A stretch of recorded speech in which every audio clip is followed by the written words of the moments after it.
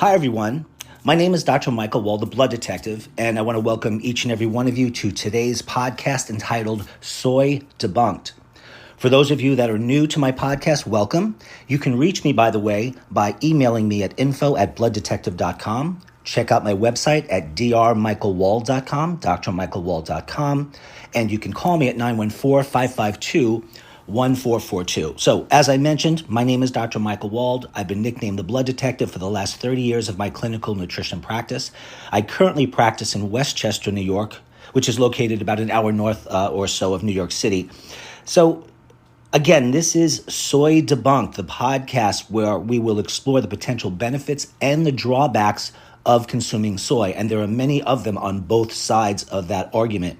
So today we're going to delve into the science behind soy and its impact upon digestion, its presence in various food products, and its effect on hormone levels. We'll also address the controversial topic of whether or not soy consumption is linked to cancer or if it can aid in the treatment of cancer. So let me start off with just what is soy?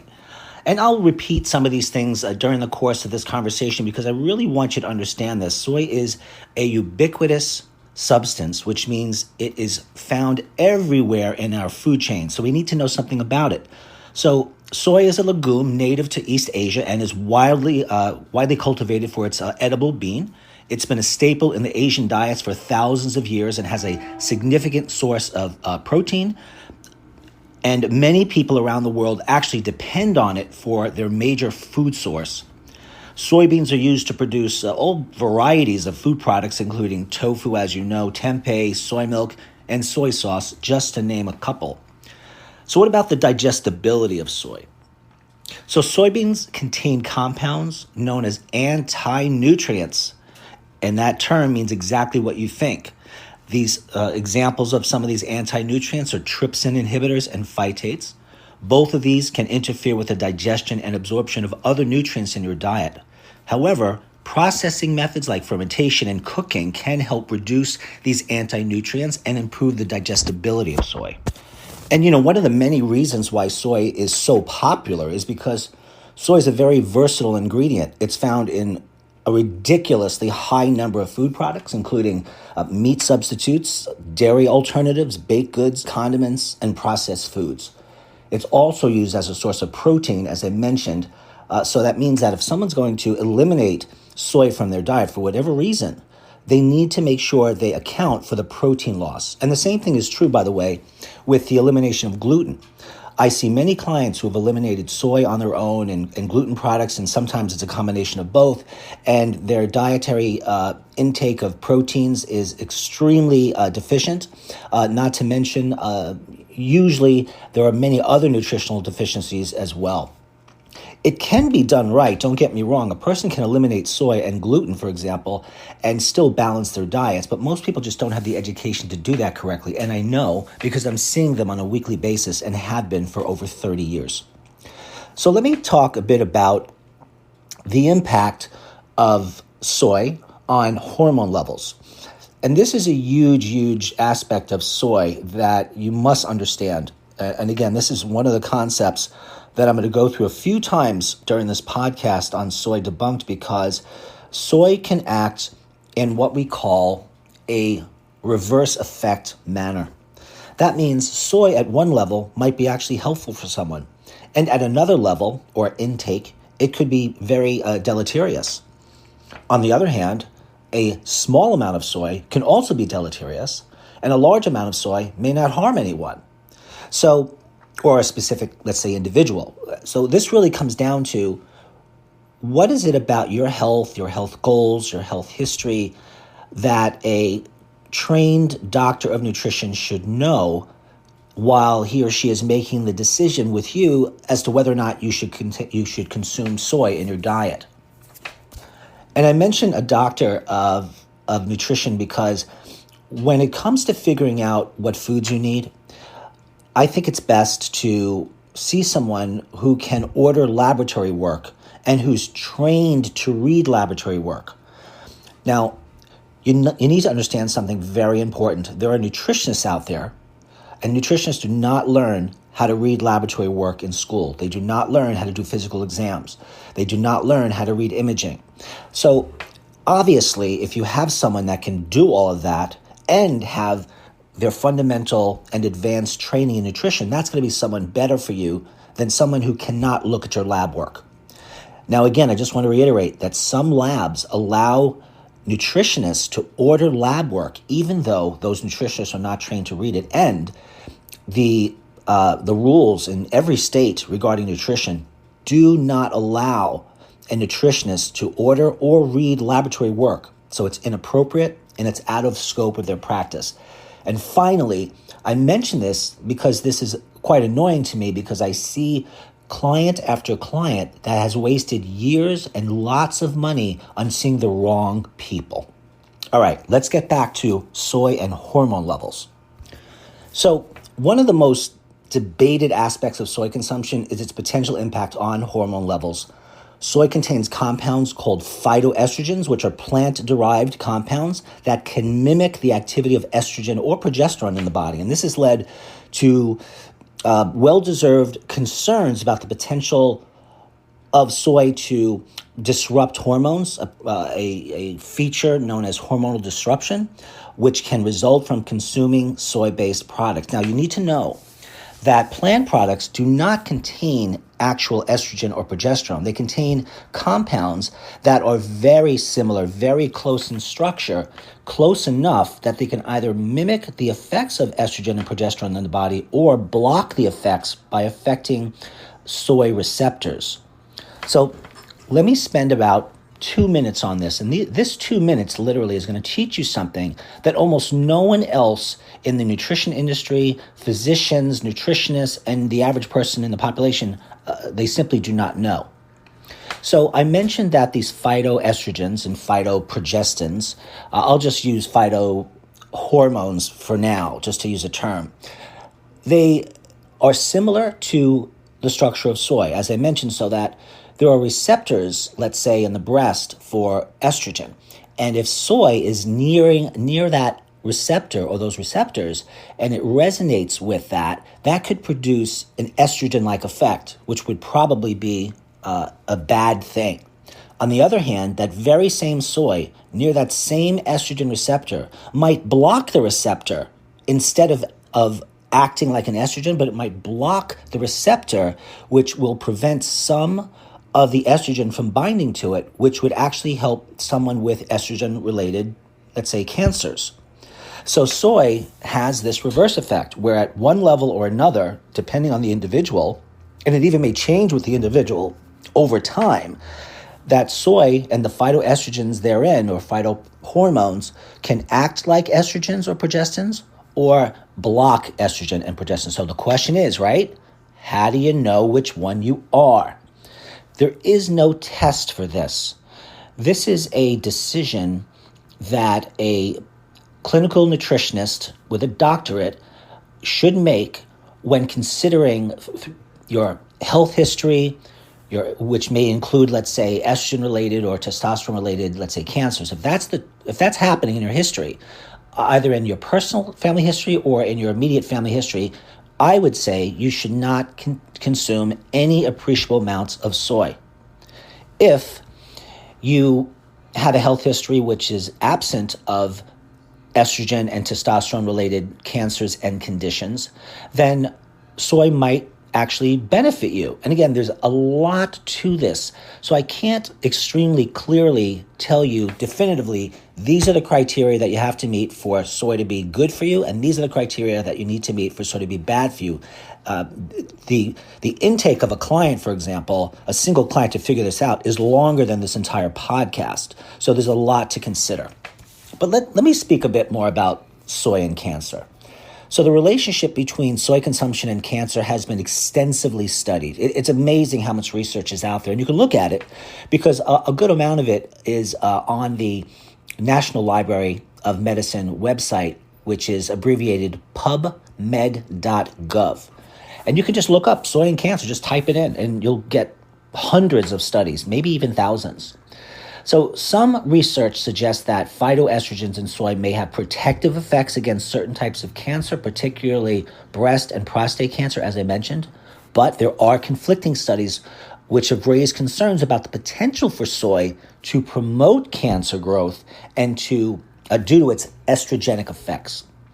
So again, in this episode, as we continue on Soy Debunked, we're going to explore these topics in depth and separate fact from fiction when it comes to soy consumption. So here we go. So what is soy again? Soy is a legume native to East Asia and is a primary source of protein in many cultures. Is soy healthy? Well, that depends, right? And the same is true about any nutrient you can talk about, whether it's a protein, carb, fat, or a vitamin or a mineral. When someone says to me, Dr. Wald, is this good for me? Should I take this? I need to think about that person. Soy might be beneficial for one person, magnesium might be beneficial for another, and detrimental for yet another. So this all must be worked out. That's what we mean at least what I mean in nutritional healthcare when I want to figure out what people need based on their biochemical individuality, what they actually need for their needs, which is very different than what other people may need.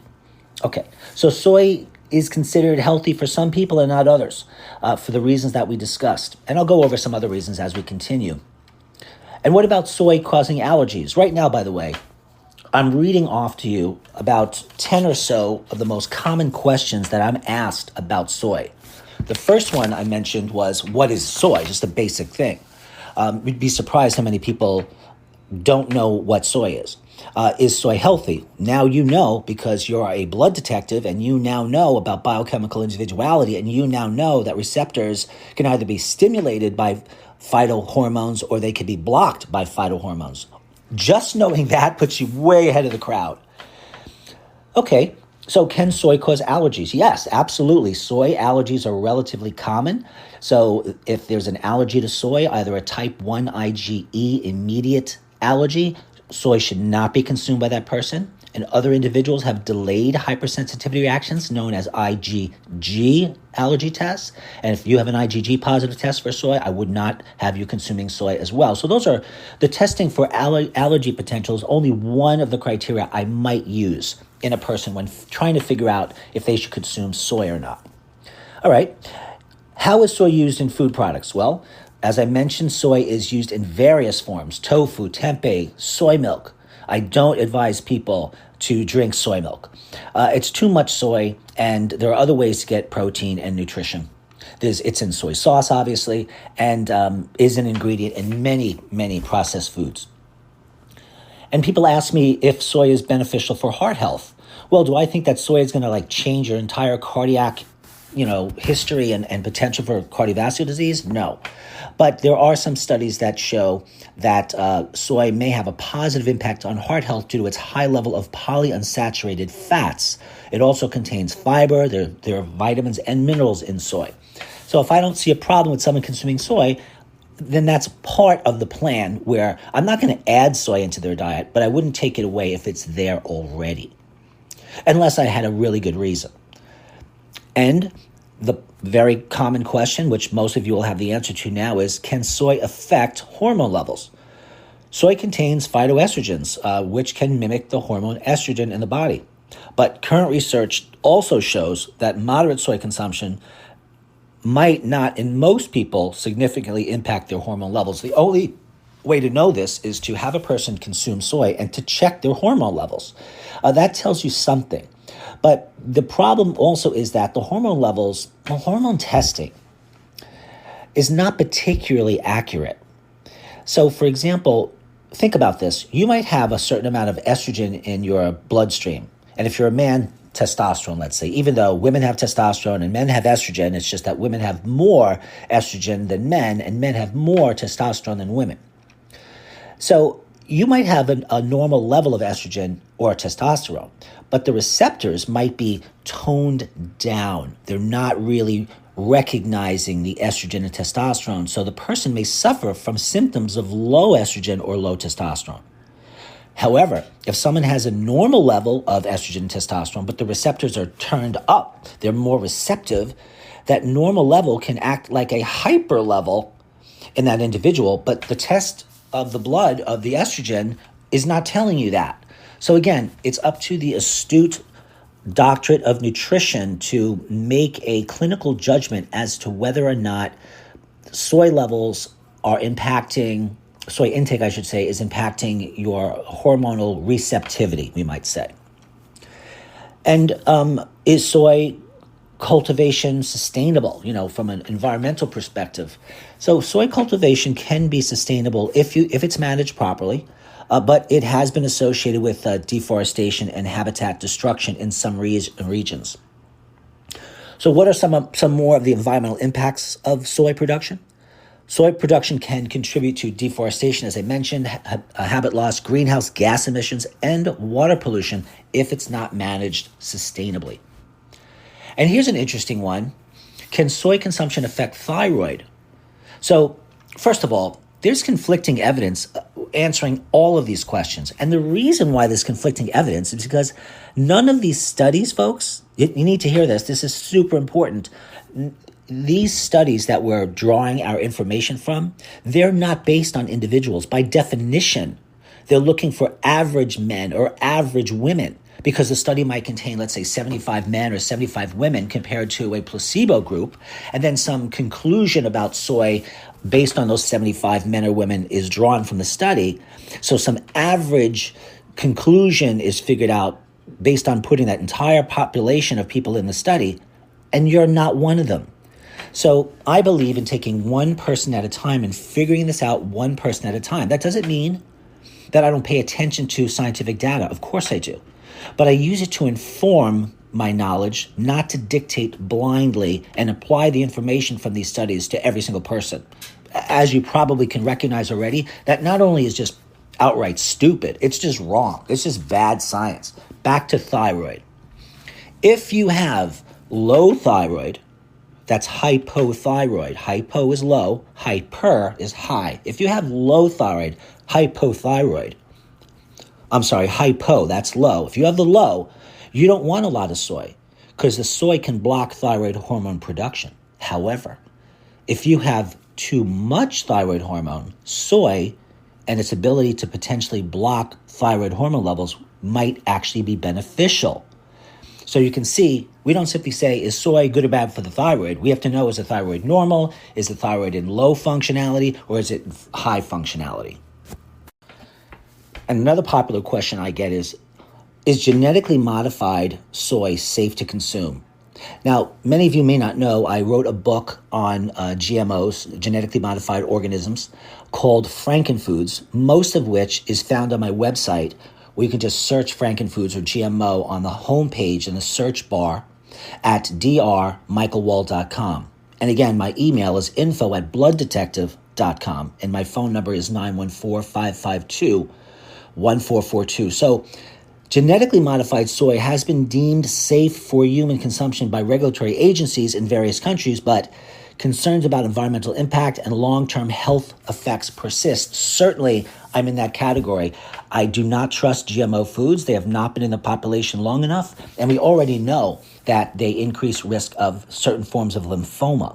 If they increase certain forms of lymphoma, they may increase the risk of many other health problems. So what about cultivation and production? So soybeans are cultivated in many countries around the world, United States, Brazil, Argentina, even China. They're the largest producers. And the crop is known for its ability to fix nitrogen in the soil, making it a very valuable component of sustainable agricultural systems when it is grown correctly. What about nutritional value? As I've mentioned a few times, soybeans are highly nutritious and are considered a complete protein source. Most people don't know that. Because it contains all the essential amino acids. And the essential amino acids, by definition, are essential. We must get them from the diet for our bodies to take those essential aminos and produce the so-called non-essential amino acids and the conditionally essential amino acids. Bottom line, soy is a very good protein source. Plus, soybeans contain phytochemicals such as isoflavones, which have been studied for their potential health benefits. We'll talk about them in a minute. And research that I have been following over the years suggests that soy consumption may lower cholesterol levels and reduce the risk of heart disease. And soy is a common alternative for those with lactose intolerance or milk allergies. Again, I would prefer if they consumed almond milk or even coconut milk. So what are some of these controversies, just to summarize a few of them? And what you should realize by now is that soy's been associated with many controversies. Concerns have been raised for years about the potential hormonal effects of these isosoyflavones, as they're called, particularly in relationship to breast cancer and just overall hormone balance. So even children and raising them on soy-based formulas, that is a disaster because of the hormonal disruption potential of these soy isoflavones. So yes, if you look at the scientific evidence, you'll find that the evidence on this topic of hormone balance and relation to breast cancer, it's inconclusive because, again, we're using studies of many people trying to figure out what each people needs. That's an impossibility. The structure of science in terms of specifically the double-blind placebo-controlled studies is a useful model, but is not an all-inclusive model. It's not necessarily even the best model to judge what a person needs. I take one person at a time, as I mentioned, and I test them and I retest them as I try things to figure out how their body responds to things. But that's not what happens in these so-called studies. They average out many, many individuals coming up with some average conclusion, which we're supposed to somehow apply to an individual. It doesn't even make any sense.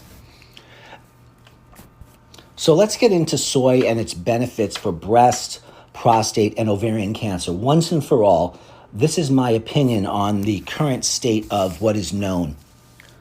Just a little bit of a summary here. So soybeans and soy products have been studied extensively for their potential health benefits, particularly in relation to breast cancer treatment and prevention. And there is evidence to suggest that soy may benefit certain individuals with breast, prostate, or ovarian cancer.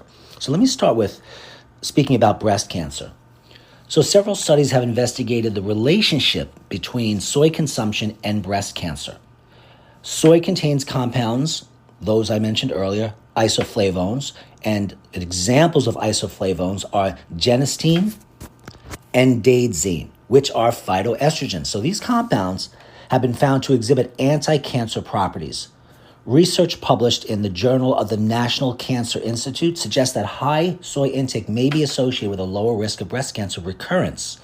Additionally, a meta-analysis, which is a combination of properly done studies looked at as one to see what the literature is trying to say, which was published in the American Journal of Clinical Nutrition, concluded that soy intake was inversely related to the risk of breast cancer. So the more soy you consume, the lower a woman's risk of breast cancer. And what about prostate cancer? Studies have also explored the potential benefits of soy for individuals with prostate cancer. And I believe it was the American Institute of Cancer Research. They reported that soy foods, due to their isoflavone content, the genistein and daidzein products that I just mentioned, may have a protective effect against prostate cancer. Furthermore, this study also, a study that was published in the journal Cancer Causes and Control, found that higher soy intake was associated with a reduced risk of advanced prostate cancer. What about ovarian cancer? So in the case of ovarian cancer, research has indicated potential benefits of soy consumption as well.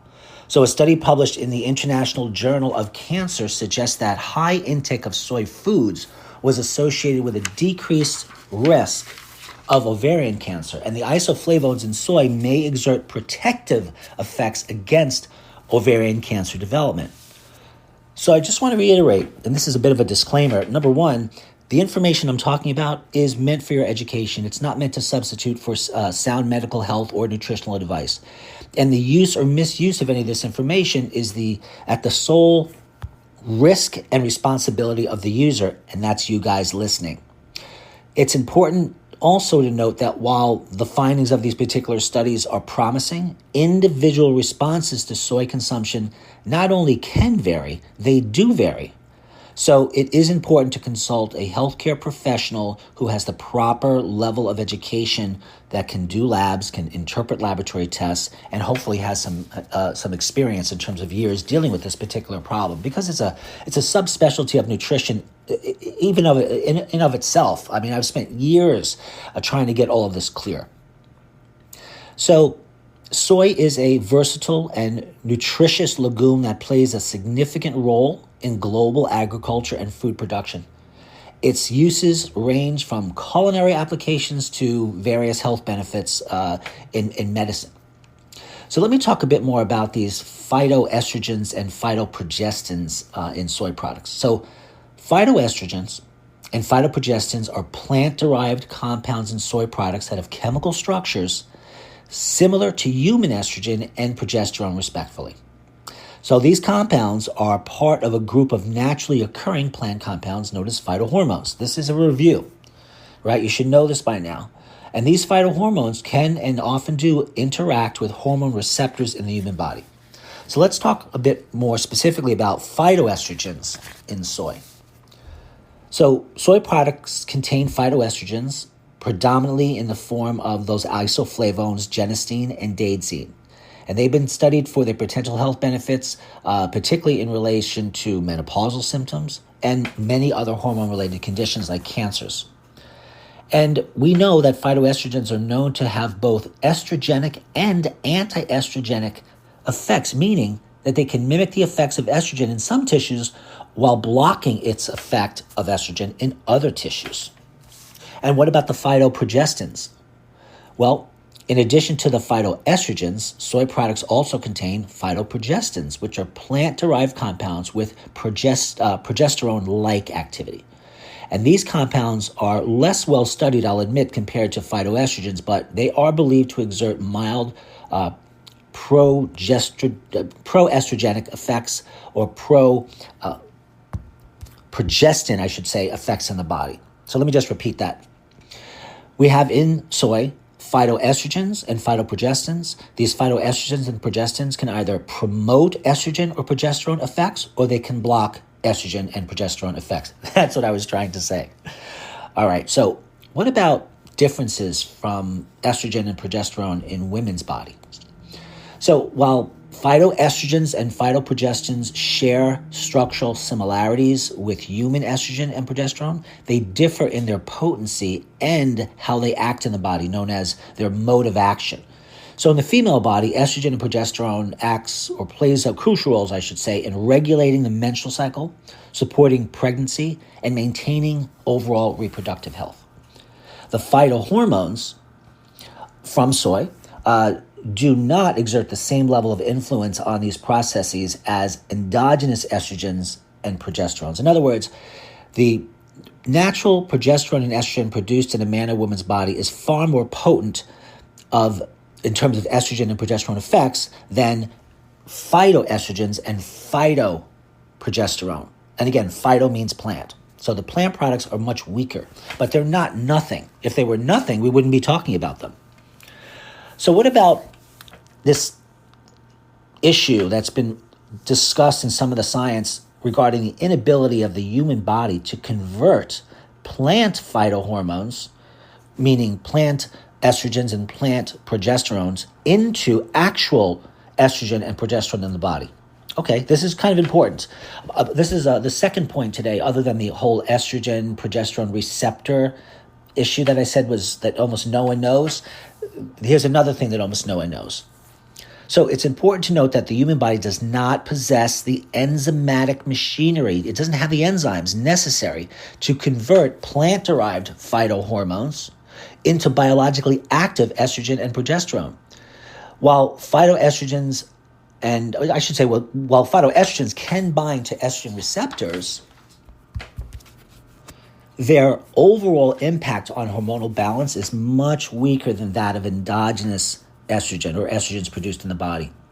Similarly, phytoprogestins do not function identically to natural progesterone found in an actual human body.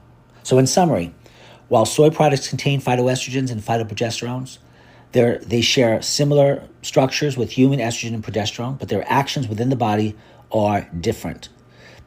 The human body cannot convert plant-derived phytohormones into biologically active estrogen and progesterone. And that's what, in part, leads to differences in the physiological effect of soy upon the body.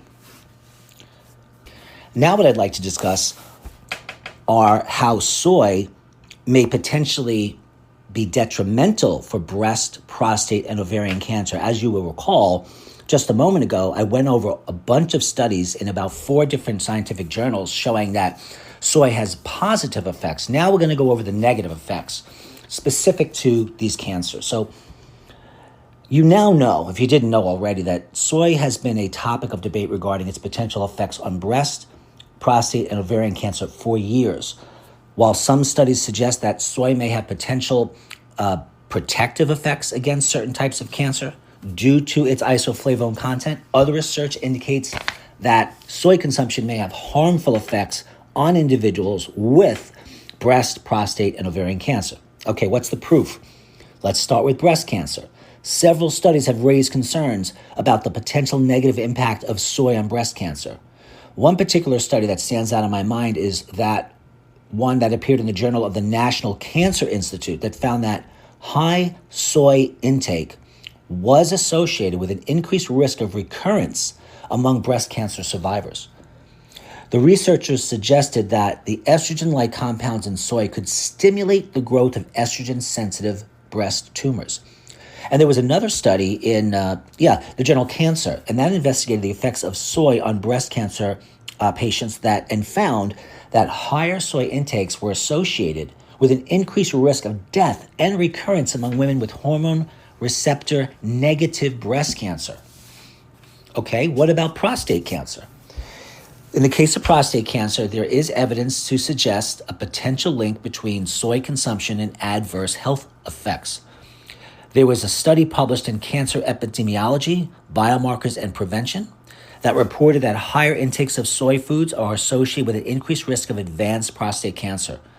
These researchers noted that isoflavone in soy may affect hormone levels and potentially promote the progression of prostate cancer. That's pretty scary. And in addition, when I dug deeper on this, it showed that a meta-analysis that was published in the journal Nutrition and Cancer indicated that soy isoflavone intake was associated with an elevated risk of advanced prostate cancer. And what about ovarian cancer? Research on the relationship between soy consumption and ovarian cancer is a little more limited, but some studies have raised concerns about potential risks. A study published in the International Journal of Cancer found that high consumption of soy foods was associated with an increased risk of endometrioid ovarian cancer. And the researchers suggested, based on this study, that the estrogenic effects of soy isoflavones seem to have contributed to the development of that specific type of ovarian cancer. And again, that was called endometrioid ovarian cancer. So in conclusion, it's fair to say that there are conflicting findings and ongoing research in this area should continue, but some evidence does seem to suggest that high consumption of soy may have harmful effects on individuals with breast, prostate, and ovarian cancer. And it's really important for individuals with these types of cancers to consult their healthcare providers regarding their soy consumption. Your regular oncologists are not going to know this. And they don't know nutrition either in terms of supplementation, which is why when you go to them, and if you have a cancer diagnosis, they want you off nutrition immediately. And I understand, because they don't understand nutrition. So why would they want you to do something they don't understand that could potentially, one way or another, affect their oncological treatments? So often my clients will complain to me regarding their upset of why their medical doctors are not open-minded to nutrition. And I respectfully point out to them that why would they expect their medical doctors to know nutrition? I mean, they don't learn nutrition. They take a couple of courses. At best, the medical education of nutrition in the United States is roughly 27 hours. That's nothing. And there was a Harvard study that said the average person watching TV commercials about foods knows more about nutrition than their medical doctors. So reduce your stress. Don't expect your doctors to know nutrition. Even if they don't know nutrition, just find someone that does. All right. So how does biological receptors that I've been talking about throughout this conversation on cells in the body, how do they bind and resonate with soy, causing either a positive effect of soy let's say, a positive effect of soy estrogens, or a positive effect of soy progesterones, or a negative effect of each of those. Let's just speak about this a little bit more. First, I said that soy contains isoflavones, a type of phytoestrogen that can bind to estrogen receptors in the body. And this binding can cause one of a couple of effects.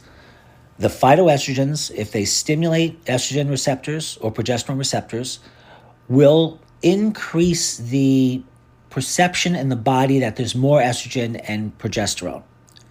If the same phytoestrogens have a blocking effect, a partial blocking effect is probably what's happening, of either soy or estrogen phytoestrogens, then a person will have a presentation of low hormones. Here's another way of thinking about it. Let's say that someone has an estrogen-related cancer. Imagine these estrogen molecules floating around, and they need to sit in a seat, the receptor, for their estrogen effects to be felt throughout the body. But if you have soy phytoestrogens or soy phytoestrogen, estrogen-like compounds, they can block some of that estrogen in the body and be protective. Or the soy could act like the estrogen in the body and be detrimental depending on whether or not someone has estrogen-related cancers. So let's end this conversation by me just going over with you 4 top options of various medical authorities regarding their opinion on soy intake. So in terms of positive effects on heart health, the American Heart Association states that soy protein can help lower cholesterol levels and reduce the risk of heart disease. The AHA, again, the American Heart Association, recommends choosing soy products that are low in saturated fat and added sugars. They don't know about any of the other studies. They're just blinded to this heart thing. And some studies do show that soy may lower cholesterol. I get it. Now, even if that's true, there may be many other reasons why I might not want soy to be added to a person's diet, even if they have cardiovascular issues like high cholesterol, because there are many other nutritional ways of lowering cholesterol. Why would I want to risk it with soy? I wouldn't. In terms of positive effects on bone health, the National Osteoporosis Foundation, or NOF, suggests that soy may help prevent bone loss and reduce the risk of osteoporosis. Soy is a good source of calcium and vitamin D, which are essential for bone health. But again, these organizations, they're looking too specifically into that one health problem. This is what's wrong with medicine. Briefly, medicine is compartmentalized, specialists specialize, they don't know a lot out of their fields, they're not communicating with one another, so people hear these things on the news that soy can be good for your heart or soy can be good for your bones, and they don't know anything about the other reasons why they should probably either not have soy or maybe they should. Okay, I think that might be enough on soy today.